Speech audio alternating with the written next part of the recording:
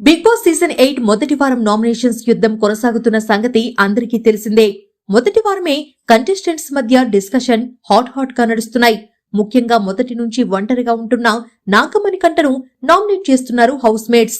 ఎవరితోనూ కలవడం లేదు, ఎవరేం మాట్లాడినా తనకే ఆపాదించుకుంటున్నాడని అసలు విషయాలు బయటపెట్టారు. తన లైఫ్ స్టోరీ చెబుతూ అందరిని ఏడిపించేశాడు మణికంఠ. దీంతో యష్మి సహా అమ్మాయిలందరూ కన్నీళ్లు పెట్టుకున్నారు. పృథ్వీ మణికంఠను నామినేషన్ చేశాడు. అసలు హౌస్ లో ఉండేందుకు మణికంఠ పనికిరాడంటూ ఫైర్ అయ్యాడు పృథ్వీ. సింపతి గేమ్ ఆడుతున్నాడంటూ చెప్పుకొచ్చాడు.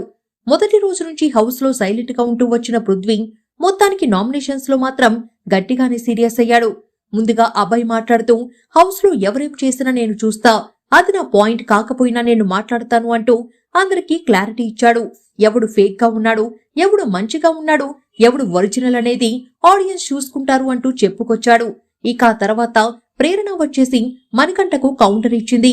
మీ పాస్ట్ చెప్పేసి బాధపడితే మేమేమైపోమంటూ సీరియస్ అయ్యింది.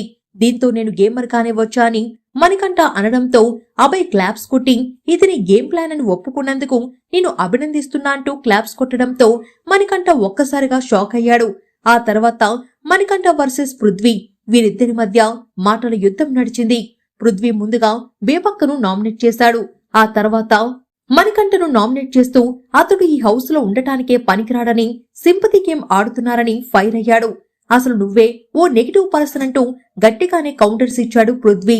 మొత్తానికి ఈ రోజు ఎపిసోడ్ లో మరోసారి నాగమణికంఠకే ఎక్కువ నామినేషన్స్ పడ్డట్టు తెలుస్తుంది. మొత్తం నామినేషన్స్ వివరాలు తెలియాలంటే పూర్తి ఎపిసోడ్ చూడాల్సిందే.